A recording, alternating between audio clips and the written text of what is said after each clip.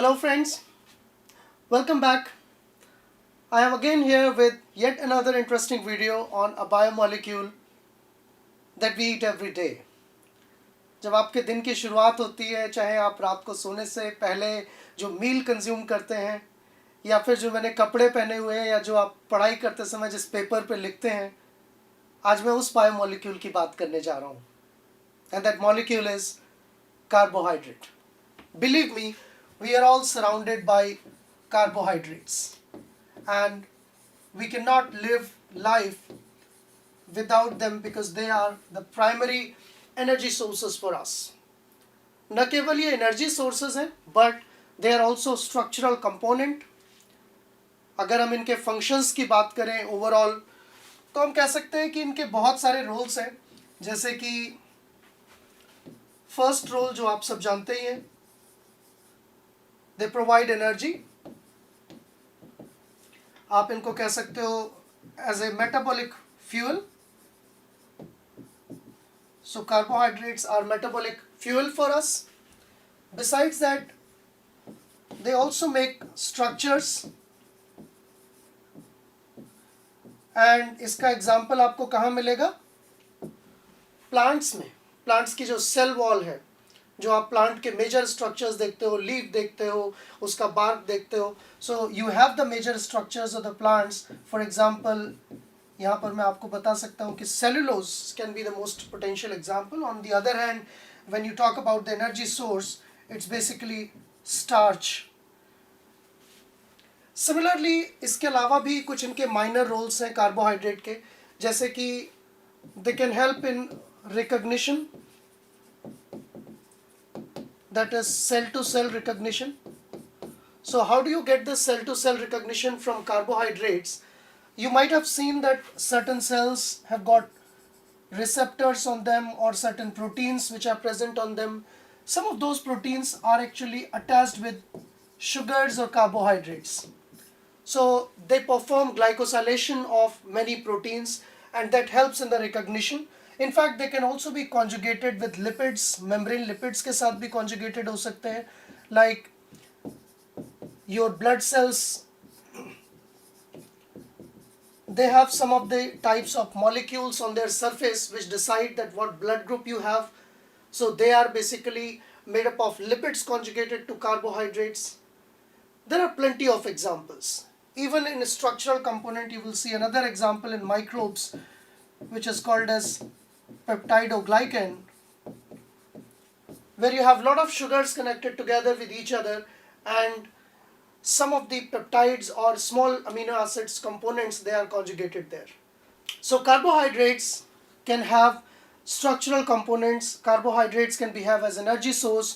Carbohydrates can help in recognition from cell to cell, and they are also present in two different forms, like they may be present independently or they may be present as conjugates. मतलब वो अकेले भी हो सकते हैं carbohydrate, या किसी और बायोमोलिक्यूल के साथ वो कंबाइन होकर कॉन्जुगेट भी बना सकते हैं. जैसे कि लिपिड्स के साथ कॉन्जुगेट हो सकते हैं वो. They can make glycolipids, they can conjugate with proteins, they can make proteoglycans और ग्लाइकोप्रोटीन्स. फाइन. तो ओवरऑल हमने ये देखा अभी कि कार्बोहाइड्रेट्स का एप्लीकेशन क्या है, और मैंने आपको रियल लाइफ से कनेक्ट भी किया. जो मैं कपड़े पहने हुए हूँ अभी, या जो आपने क्लोथ्स पहन रखे हैं, या जो आप खाना खाते हैं सुबह ब्रेकफास्ट में, अगर ब्रेड कंज्यूम किया आपने, लंच में आप राइस खाएंगे, रोटी खाएंगे, रात में कोई ना कोई पोटैटो खाएंगे या कोई सब्जी खाएंगे. तो lot of things have got carbohydrates in them. हम सुबह से शाम तक कार्बोहाइड्रेट्स का कहीं ना कहीं यूज़ कर रहे हैं. पढ़ाई करते समय भी आप यूज़ कर रहे हैं. जिस पेपर पे आप लिख रहे हैं वो भी कार्बोहाइड्रेट है. लेकिन यहाँ पर एक इंटरेस्टिंग क्वेश्चन अराइज होता है, जिसका मैं आपको डिस्क्रिप्शन दूंगा. ये जो कपड़े मैंने पहने हुए हैं, ये भी कार्बोहाइड्रेट है, ये भी ग्लूकोज का बना हुआ है. और जो पोटैटो आप खा रहे हैं, जो राइस आप खा रहे हैं, वो भी ग्लूकोज का बना हुआ है. ऐसा क्या डिफरेंस आ जाता है फिर कि ये जो कपड़े हैं इनको हम नहीं खा सकते, और चावल के हम कपड़े बनाकर नहीं पहन सकते, पेपर के हम कपड़े बनाकर नहीं पहन सकते? ऐसा डिफरेंस कहाँ पर आ जाता है, जबकि दोनों मॉलिक्यूल सेम है. इसमें भी ग्लूकोज है, उसमें भी ग्लूकोज है. तो इसका आंसर आपको थोड़ी देर में मिलेगा जब आप ये देखेंगे कि कार्बोहाइड्रेट सिर्फ फंक्शनली या सिर्फ केमिकली ही डिफरेंट नहीं हो सकते हैं, बल्कि वो स्ट्रक्चरली भी डिफरेंट हो सकते हैं। और 3 डायमेंशन में उनका स्ट्रक्चर बदल जाने से they give rise to enormous diversity of the carbohydrates, and that is the answer for question why we cannot eat clothes and why we cannot make clothes out of starch. So let's first go back to basic definition. इससे पहले कि हम आगे details देखें, सबसे पहले हम ये जान लेते हैं कि कार्बोहाइड्रेट्स को डिफाइन कैसे करते हैं. What are basically carbohydrates?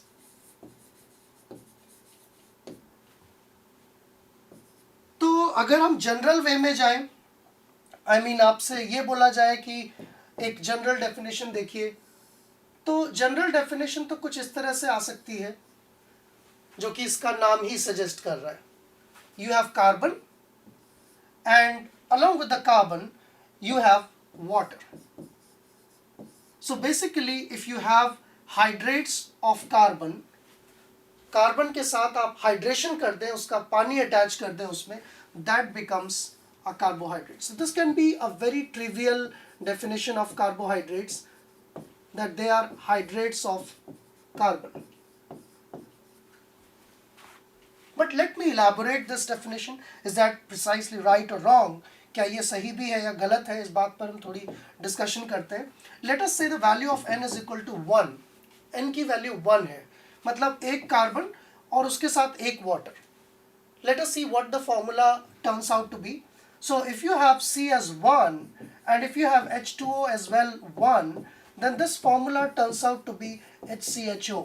Okay, दो हाइड्रोजन, एक कार्बन और एक oxygen.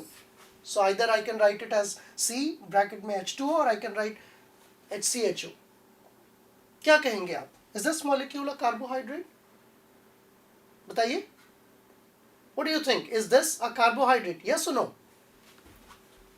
No gentleman, this is formaldehyde and it's not a carbohydrate. Carbohydrate नहीं है. Similarly, if you go ahead, अगर आप आगे भी जाते हैं, if you place a 2, you're going to end up with acetaldehyde, and that is also not a carbohydrate. But if you move further ahead, अगर आप और आगे जाएं, if you put n is equal to 3, then probably you are likely to get a carbohydrate which is called glyceraldehyde. So I would emphasize here कि this definition has a limitation. You have to mention that the value of n is either is equal to 3 or greater than 3. या तो 3 है या 3 से ज़्यादा है इनकी value, तब जाकर हम कह सकते हैं कि carbohydrates are the hydrates of carbon. Then what is the better definition? क्या कोई बेटर डेफिनेशन भी है कार्बोहाइड्रेट्स की? Yes, of course there can be. So what is the better definition of carbohydrates? Let's look into that. So a better definition that was formulated much later, they are called as polyhydroxy aldehydes or polyhydroxy ketones.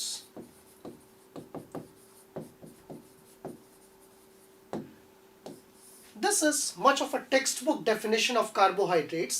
ये काफ़ी अच्छी definition है और I will say this is one of the best definitions of carbohydrates जिसको आप consider कर सकते हैं उनको डिफाइन करने के लिए.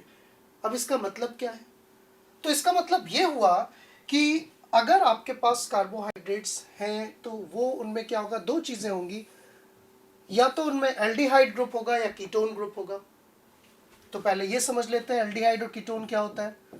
सो this group in chemistry is known as aldehyde group, जिसको हम शॉर्ट में CHO भी लिख सकते हैं, right? This is aldehyde group. Whereas the second group, where you have carbon in between and then it is connected to a double bond, or sometimes you also write it as C double bond O, इस तरह से भी आप लिखते हैं. This is known as ketone group. इसको हम ketone group कहते हैं, right? तो किसी भी कार्बोहाइड्रेट में इन दोनों में से एक ग्रुप का होना जरूरी है. बट कार्बोहाइड्रेट सिर्फ एल्डिहाइड और कीटोन ही नहीं होते हैं, इनके साथ साथ उसमें एक चीज़ की और ज़रूरत है, एंड दैट इज, दूसरी चीज़ क्या है? They must have hydroxy groups, that is OH, और OH सिर्फ एक नहीं होना चाहिए, polyhydroxy, that means there should be at least 2 OH or more than that. So you can say more than 1 OH or 2 or greater than 2 OH will make a molecule carbohydrate. So let's construct a simplest carbohydrate. In order to construct a simplest carbohydrate, we can have two options. एक option ये कि aldehyde group तो already है, इस group पर हम क्या लगा देते हैं, एक OH इधर लगा देते हैं और एक OH इधर लगा देते हैं, तो डेफिनेशन के हिसाब से बन गया ये पॉलीहाइड्रोक्सी एल्डिहाइड, राइट। ऐसे ही यहाँ पर अगर एक कार्बन है, यहाँ पर भी हम अगर एक पर ही OH लगा दें तो ये भी बन गया पॉलीहाइड्रोक्सी कीटोन। लेकिन केमिस्ट्री अगर आप पढ़ेंगे, organic chemistry, you will find that such kind of arrangement of two alcohols on the same carbon is highly unlikely, exist नहीं करता है। हालांकि हैलाइड्स हो सकते हैं, हैलोजन लग सकते हैं कि कार्बन पे दो, लेकिन अल्कोहल नहीं लग सकता। इवेंचुअली जब ये ऐसा होगा तो कई बार ऐसा होता है कि ये OH जो है, that OH from one side and H from other side, that excludes as water and that immediately turns into a carbonyl compound. So I would say that this is something wrong. Instead of that, what we must have, अगर हमको polyhydroxy aldehyde या polyhydroxy ketone बनाना है जिसमें हमको at least 2 hydroxyl group लगाने होंगे, then we must have 2 additional carbon after this aldehyde. Same here, यहाँ पर भी हम एक कार्बन पे 2 हाइड्रोक्सिल ग्रुप नहीं लगा सकते हैं. What we need to do is we need to have OH on 2 separate carbon atoms. So now the definition is fulfilled. We have polyhydroxy aldehyde and we have polyhydroxy ketones. Rest of the valencies can be balanced by hydrogen. बाकी जगह आप hydrogen लगा सकते हैं. So you got this molecule. You can say them as simplest carbohydrates by definition. Definition के हिसाब से ये simplest carbohydrates हैं. And will someone name these compounds? क्या आप इनका नाम मुझे बताएंगे? Very simple. You find them at many places. The names of these compounds are, this is known as dihydroxyacetone, and the second compound is known as glyceraldehyde. Although these are not their IUPAC names, these are just trivial names. The name glyceraldehyde comes because if you don't have aldehyde group here, if you just place OH, that will become glycerol. तो glycerol में से आपने एक aldehyde बना दिया, that becomes glyceraldehyde. And since it would have been acetone अगर यहाँ पर CH3 और CH3 होता, but you have hydroxy and hydroxy here, so it is dihydroxyacetone. तो ये तो बात हो गई कार्बोहाइड्रेट का स्ट्रक्चर, सबसे सिंपलेस्ट कार्बोहाइड्रेट का स्ट्रक्चर कैसा हो सकता है और कार्बोहाइड्रेट्स को हम डिफाइन कैसे कर सकते हैं. This is how carbohydrates are defined. Are we clear about this? समझ आ गया हमें पॉलीहाइड्रोक्सी एल्डिहाइड और पॉलीहाइड्रोक्सी कीटोन का मीनिंग. आगे चलते हैं. Let's see few more interesting things. So after learning this about the carbohydrates, that they are polyhydroxy aldehydes और polyhydroxy ketones, जैसा हमने अमीनो एसिड्स में देखा था कि वहां पर एक कन्वेंशन है, यूज करते हैं हम लोग alpha L amino acids, right. हमने डी और एल की बात की थी, हमने ये भी बात की थी अल्फा एल का क्या मतलब है, बीटा एल का क्या मतलब है, गामा अमीनो एसिड्स क्या हो सकते हैं. ऐसे ही कार्बोहाइड्रेट्स में भी आप इनॉर्मस डाइवर्सिटी देखेंगे. तो अगर आप कार्बोहाइड्रेट के क्लासिफिकेशन की बात करें, किस तरह से उनको क्लासिफाई कर सकते हैं, तो मैं आपसे कहूंगा कि इनको क्लासिफाई करने के हमारे पास स्ट्रक्चरल बेसिस हैं. हम इनको स्ट्रक्चरल बेसिस पर क्लासिफाई कर सकते हैं और ये कहा जाएगा कि डिपेंडिंग ऑन द लेंथ और द नंबर ऑफ यूनिट्स, अगर एक कार्बोहाइड्रेट जो है उसमें एक यूनिट है, यूनिट का मतलब जो हमने अभी मॉलिक्यूल की बात की, that molecule was glyceraldehyde and dihydroxyacetone, that is 1 unit. लेकिन carbohydrates have enormous ability to polymerise, they can join with each other, एक दूसरे से जुड़ सकते हैं और एक लंबी चेन बना सकते हैं. वही रीज़न है कि ये जो कपड़े मैंने पहने हुए हैं मेड अप ऑफ सेलुलोज, और जो पेपर आप जिस पर लिख रहे हो cellulose, that is made up of millions of glucose molecules joined end to end. So if there is only 1 unit, उनको नाम दिया जाता है monosaccharide. Now the word saccharide comes from something which is sweet. Since they are sweet in taste, इसलिए उनको sugars भी कहते हैं कुछ लोग. और Greek में क्योंकि it was saccharous, saccharous means also sweet, so that's why they were called as saccharides. Now these saccharides can join together. Saccharides जो है वो join कर सकते हैं. They can become disaccharides, or they can have fewer units up to 10. They can be called as oligosaccharides, or they can have millions and millions of units. They will be called as polysaccharides.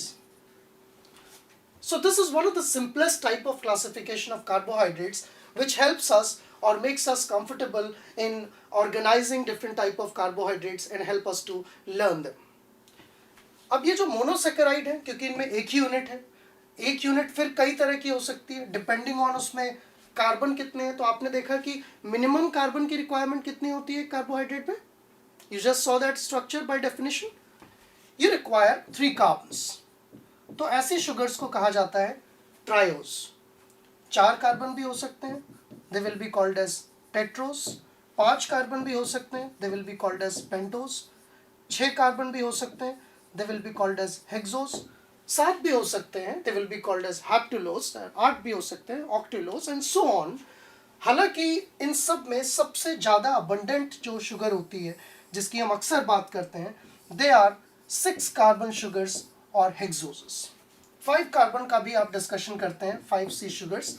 They are basically pentose sugars, or they are found in nucleic acids, for example ribose and deoxyribose.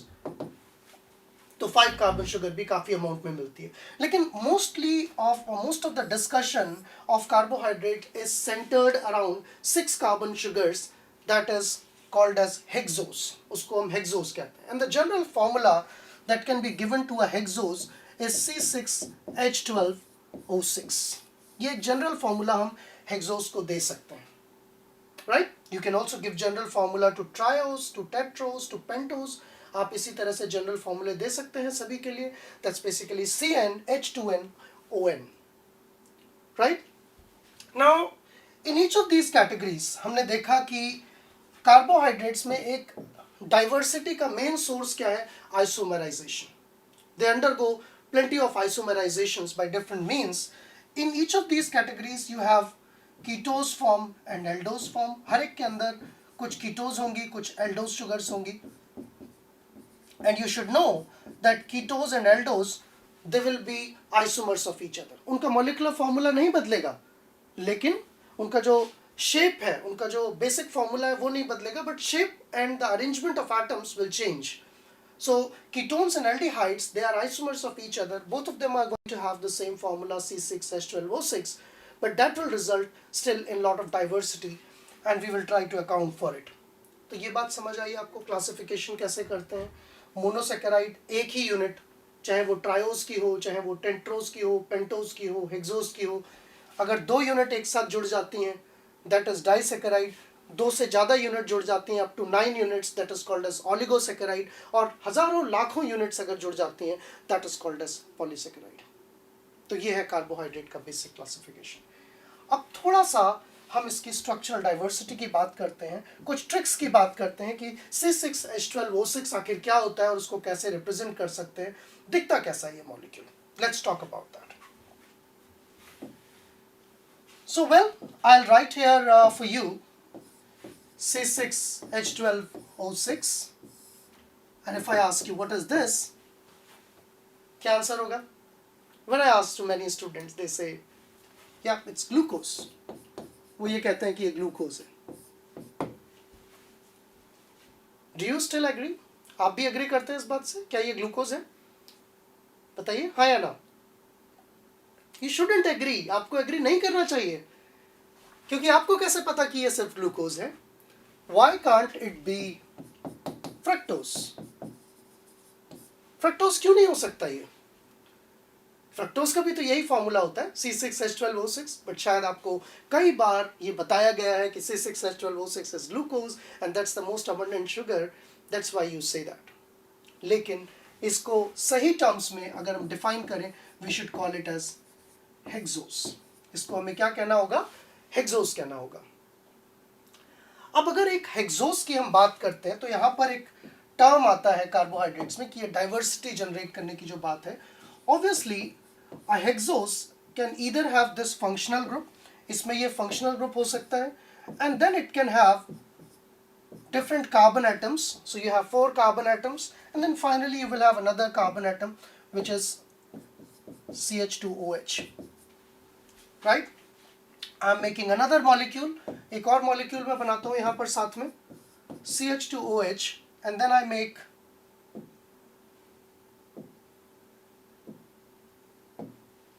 a ketone group over here.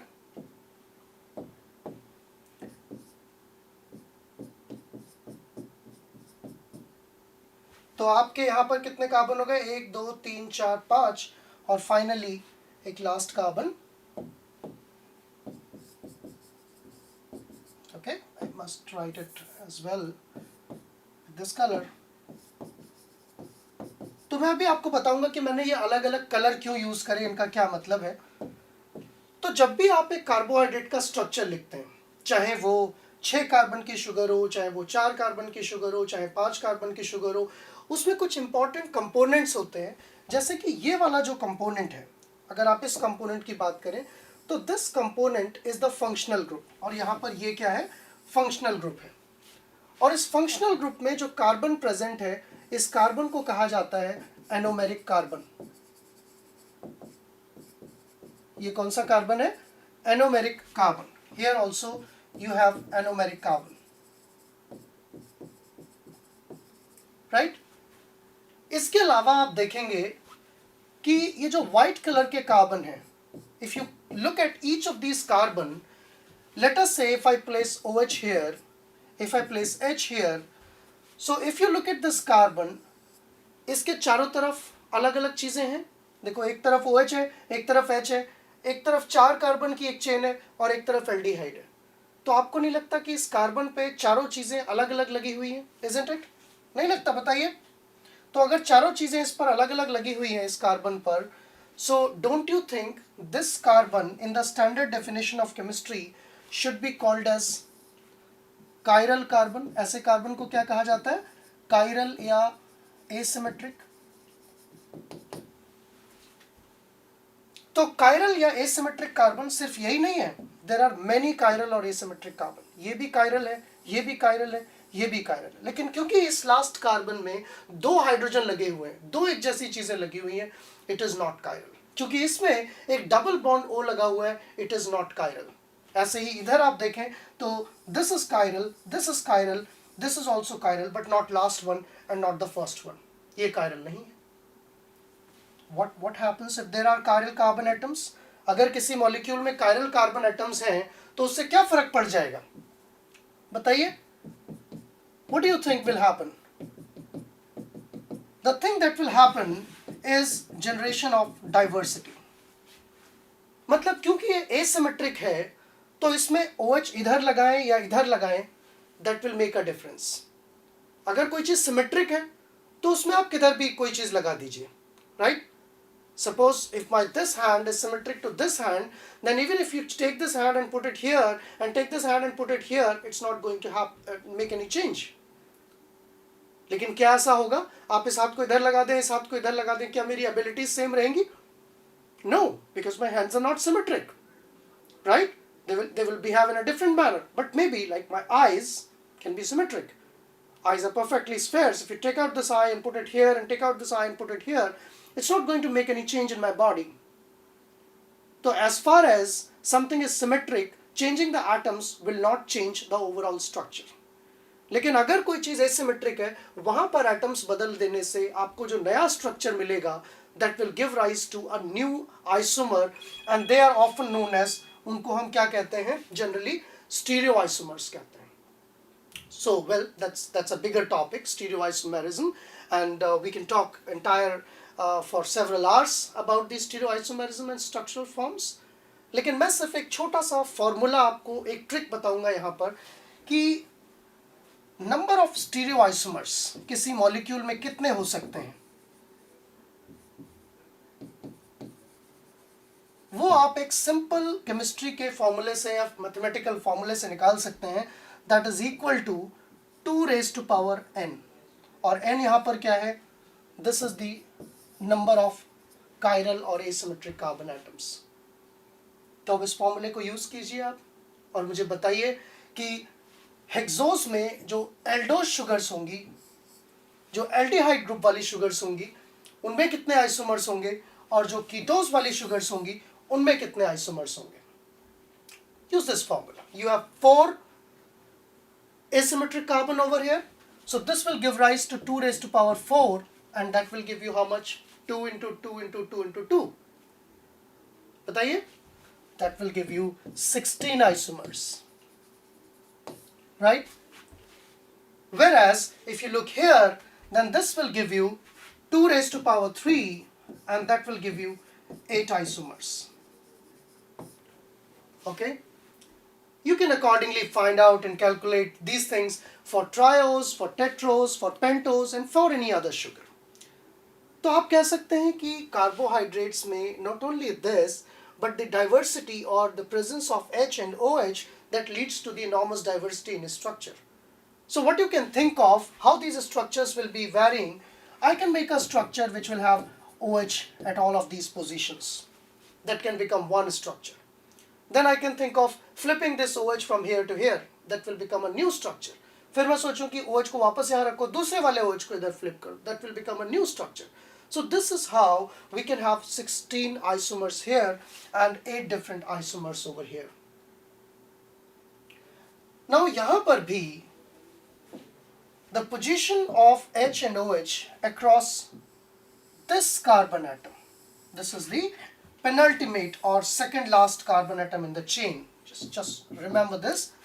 Second last carbon की जो H और OH की position होती है, वो इन sugars का molecular configuration define करती है, absolute configuration define करती है, जिसको हम कहते हैं D configuration और L configuration. हमने अमीनो एसिड्स में भी बात की थी D और L की. एक रेफरेंस मॉलिक्यूल होता है जिसके बेसिस पर हम D और L की बात करते हैं. तो यहाँ पर भी एक रेफरेंस मॉलिक्यूल है, and we use glyceraldehyde as a reference molecule, and we generally talk about these things in this manner. कुछ इस तरह से हम देखते हैं. Let us say this is an aldehyde molecule, and then you have 2 carbon atoms. आप जानते हैं कि 2 कार्बन एटम है और इसमें ये वाला क्या होगा, एसिमेट्रिक कार्बन एटम होगा. तो अगर एक ही एसिमेट्रिक कार्बन है, कितने आइसोमर होंगे, जल्दी बताइए. 2 raised to power 1 कितना हो जाएगा, 2. और यही वो 2 आइसोमर हैं जो हम बोर्ड पर बना रहे हैं 3 कार्बन की शुगर के लिए, जो कि एल्डिहाइड नेचर की है और वो एल्डोस है. Okay, so you have CH2OH here and you have CH2OH here, but you can have 2 arrangements for H and OH across this second carbon atom. कैसे? एक में OH यहाँ हो सकता है और एक में OH इधर हो सकता है. मैं दोबारा आपको बताना चाहूँगा यहाँ पर कि इस बोर्ड पर जो आप स्ट्रक्चर देख रहे हैं, that structure is a very specific or simplified structure which is called as Fischer projection. इसको हम क्या कहते हैं, फिशर प्रोजेक्शन कहते हैं. लेकिन रियलिटी में ये फंक्शनल ग्रुप्स ऐसे अटैच नहीं होंगे. इनफैक्ट अगर मैं आपको बात करूं स्ट्रक्चर्स की तो कुछ इस तरह से होंगे. You can just see here, I mean this is CH2, this is O and this is H, this is middle carbon, this is O here.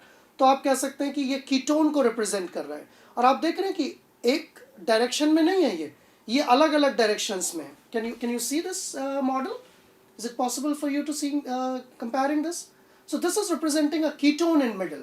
But if you also look, अगर आप aldehyde की बात करें, aldehyde would look like this. Can you see here? This is an aldehyde molecule which will have C double bond O and CH, and then you have CH2OH. So now this OH, if this OH is replaced, इस OH को हटा के हम अगर इधर लगा दें और इस H को हटाकर इधर लगा दें, that is going to make a difference. Not only by flipping this. So you imagine कि D और L फॉर्म फ्लिप करने से नहीं बदल जाएंगी, इसको घुमा दें तो DL में नहीं बदल जाएगा. But since OH has got its relative space, so only by taking off this bond, इस बॉन्ड को तोड़कर एक नया बॉन्ड क्रिएट करके तभी हम D फॉर्म को L फॉर्म में कन्वर्ट कर सकते हैं. तो इन चीज़ों को हम क्या कहते हैं? We call these things as absolute configurations. So these are absolute configurations, and these absolute configurations have two possible arrangements where you have OH on the left hand side, that is called as L form, and the one where you have OH on the right hand side is called as D form. I'll still say that these are not related with optical activities always. Do not confuse between dextrorotatory and levorotatory compound, as I told you in amino acids, because D and L represent the absolute configuration, not optical activity. That is represented by small d and small l. So maybe we can talk about that later point of time. अभी हम उसके बारे में बात नहीं कर रहे हैं, यहाँ पर सिर्फ हम कॉन्फ़िगरेशन की बात करें. तो आपको कॉन्फ़िगरेशन समझ आया? कॉन्फ़िगरेशन बदलने के लिए क्या जरूरी है कि आप एक बॉन्ड को तोड़ें और तोड़ने के बाद उसको नई जगह पर रिप्लेस करें, तभी एक नया कॉन्फ़िगरेशन राइज हो सकता है. और ये सारे के सारे शुगर्स में हो सकता है. ये तो हमने ट्रायोस की बात की. जब हम टेट्रोस की बात करेंगे तो वहाँ पर आप एक कार्बन और इंट्रोड्यूस कर देंगे बीच में. लेट अस से यहाँ पर आपने कार्बन इंट्रोड्यूस कर दिया, तो जब आपने कार्बन इंट्रोड्यूस किया, एक H एक OH, एक H एक OH, ये बन गया आपका टेट्रोस. लेकिन अगर उस टेट्रोस में ये OH इधर है तो वो L टेट्रोस कहलाएगा. अगर ये वाला OH इधर है तो वो D टेट्रोस कहलाएगा. मतलब इस सीरीज को अगर हम आगे बढ़ाएं, ट्रायोस से टेट्रोस, टेट्रोस से पेंटोस, पेंटोस से hexose, by adding an H and OH over here, then the whole series will be called as D series. There will be D molecules. If you extend the series by adding H and OH and a carbon here, तो 3 से 4 carbon, 4 से 5 carbon आगे बढ़ेंगे तो वो पूरी series क्या कहलाएगी? L सीरीज कहलाएगी. But unlike amino acids, हमने अमीनो एसिड्स में क्या सीखा था? What is the most abundant absolute configuration of amino acids in biological system? L form. But unlike that, for sugars, D form is most abundant. Biological system में sugars की D form ही ज़्यादा मिलती है, D form abundant होती है. तो ये आपको ध्यान रखना होगा. Majority of the sugars that we will talk about will be D sugars. Okay, तो ये तो बात हो गई शुगर के एब्सोल्यूट कॉन्फ़िगरेशन की. लेकिन एक और चीज़ भी होती है एब्सोल्यूट कॉन्फ़िगरेशन के अलावा. और भी तरह के आइसोमर्स जनरेट होते हैं. एक टाइप के आइसोमर जनरेट होते हैं जब शुगर्स साइक्लाइज होती हैं. तो since this is an introduction, I'm not going to talk about the whole process of cyclization. आपको मैं आज नहीं बताऊंगा साइक्लाइजेशन कैसे होता है और कैसे साइक्लिक शुगर बनती है. लेकिन मैं आपको एक ग्लिम्स दूंगा कि जो ग्लूकोज का लीनियर स्ट्रक्चर आपने देखा था, that linear structure can also become cyclic structure. मतलब अगर हम दोबारा से यहाँ पर ग्लूकोज का स्ट्रक्चर बनाए, and what you learnt about that, you have 1 2 3 4 5 and then finally 6 carbon, and you have H and OH placed over here. So you have OH, H, OH, H, OH, OH, H, H. This is D-glucose. ये क्या molecule है? D-glucose molecule है. और अगर आप यहाँ पर CHO को नीचे शिफ्ट कर दें, C डबल बॉन्ड O कर दें, इसको ऊपर ले जाएं, that will become D-fructose, right? So D glucose ऐसा नहीं होता है हमेशा, जैसा आपने स्ट्रक्चर देखा। फिर कैसा होता है? पाउडर्ड फॉर्म में वो लीनियर हो सकता है, लेकिन as soon as you dissolve in water, जब आप उसको वाटर में डिजोल्व करेंगे, और ऑब्वियस सी बात है अगर हम बायोकेमिस्ट्री की बात कर रहे हैं तो ग्लूकोज पाउडर तो है नहीं बॉडी में कहीं, राइट? डब्बा तो नहीं रखा हुआ है ना ग्लूकोन डी का शरीर के अंदर, जो भी है डिजोल्व है सेल के अंदर। तो it's like Glucon D dissolve in water, and when it is dissolve in water it doesn't remain like this, ऐसा नहीं रहता है वो। व्हाट इट टेक्स इनटू और turns into is a cyclic form, cyclic structure बना लेता है, and that somewhere looks like this, कुछ इस तरह का दिखता है वो cyclic structure.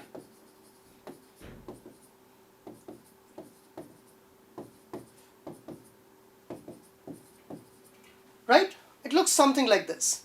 But not only this, सिर्फ इतना ही नहीं, बल्कि इस जगह मैंने अभी HOH नहीं बनाया, यहां पर दो पॉसिबिलिटीज अराइज होती हैं। या तो ये ऐसे हो सकता है, या फिर ये एंटायर स्ट्रक्चर सब कुछ सेम रहेगा, बिल्कुल सेम रहेगा, लेकिन क्या बदल जाएगा? इस पोजीशन पर H और OH अलग होंगे। ध्यान से देखना मेरी बात को, आपको जवाब मिलेगा मेरे पहले क्वेश्चन का जो मैंने पूछा था। तो ये जो दो स्ट्रक्चर्स यहाँ अराइज हो रहे हैं, that's because of the alternate arrangement, क्योंकि ये अभी साइक्लिक फॉर्म में ही अराइज होंगे, लीनियर फॉर्म में तो कोई प्रॉब्लम ही नहीं है। This was aldehyde group, they will arise only when the molecules will साइक्लाइज।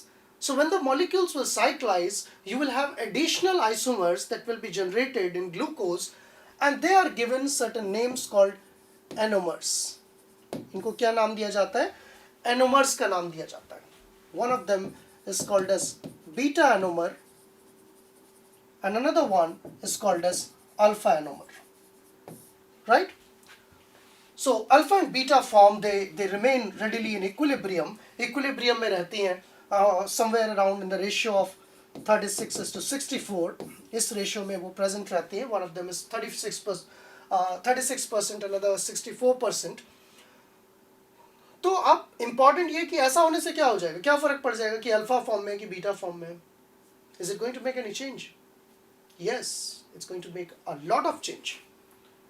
जैसे आपने देखा कि लीनियर स्ट्रक्चर में भी आप H और OH को अगर फ्लिप कर देते हैं, that gives rise to new isomers and they are given different names.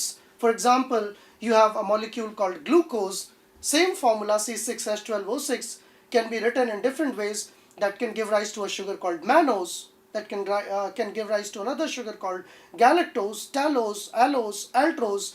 These are the different names. और इन सब में क्या डिफरेंस होता है? The position of H and OH. और वहां पर भी एक टर्म आता है called epimer. अगर दो शुगर केवल एक ही कार्बन के पोजीशन एटम्स की पोजीशन के अक्रॉस वेरी करती हैं, बाकी सब कुछ सेम है, दे आर कॉल्ड एपिमर. जैसे अगर हम ग्लूकोज में ये जो सेकंड कार्बन है इसकी पोजीशन को फ्लिप कर दें तो हमें एक नया मॉलिक्यूल मिलेगा, and that will be called as mannose. So that is called as C2 epimer. ऐसे ही अगर कार्बन नंबर 4 की पोजीशन को फ्लिप कर दें, बाकी सब सेम रखें, that will become galactose, which is called C4 epimer. So again, that's a broad topic and we will discuss it later, that what are epimers and how they are created and what are the other examples of epimers. But we were discussing about this, हम इसकी बात कर रहे थे कि जो anomeric forms हैं, जब साइक्लाइज होता है मॉलिक्यूल, जब पानी में घोलते हैं आप ग्लूकोज को, तो वो दो फॉर्म एक्वायर कर सकता है, या तो अल्फा फॉर्म या बीटा फॉर्म. अब क्वेश्चन ये था कि क्या हो जाएगा अगर अल्फा फॉर्म और बीटा फॉर्म प्रेजेंट है, क्या कोई डिफरेंस होगा? There will be a difference that I wanted to talk about, and that difference will be created when they get polymerized, because the three-dimensional space is different. इनका जो 3D space है वो बिल्कुल अलग है. आप देखिए, अगर आप एक शुगर की बात करें जो बीटा शुगर है, right? Let's say this is beta glucose. Let me make another beta glucose इसके पास में.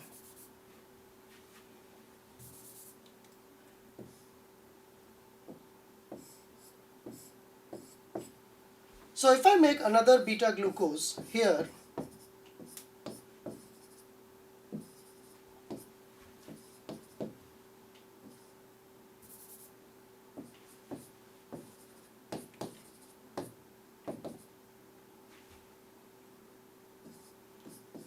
okay, so what you are going to see, एक बीटा ग्लूकोज को दूसरे बीटा ग्लूकोज के साथ जब आप कनेक्ट करेंगे, they are going to form a link, इनके बीच में एक लिंकेज बनेगा by condensation of these two groups. यहाँ से वाटर निकलेगा and these two will be sugars will be connected together. So this kind of linkage will be called as 1,4 glycosidic linkage. This is between what? This is between beta sugars. So if you want to depict this, आप इसको depict करना चाहते हैं अगर short way में, तो आप ये कह सकते हैं ये जो linkage है ये कुछ ऐसे depict की जाएगी. देख रहे हो? OH and a line and then like this, इस तरह से डिपिक्ट की जाएगी. Now think about if it is alpha glucose, अगर ये बीटा ग्लूकोज ना होता, ये अल्फा ग्लूकोज होता, तो अल्फा ग्लूकोज होता तो OH यहां रहता,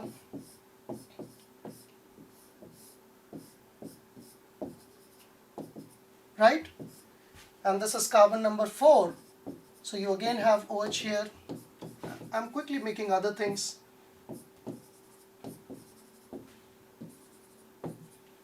Okay,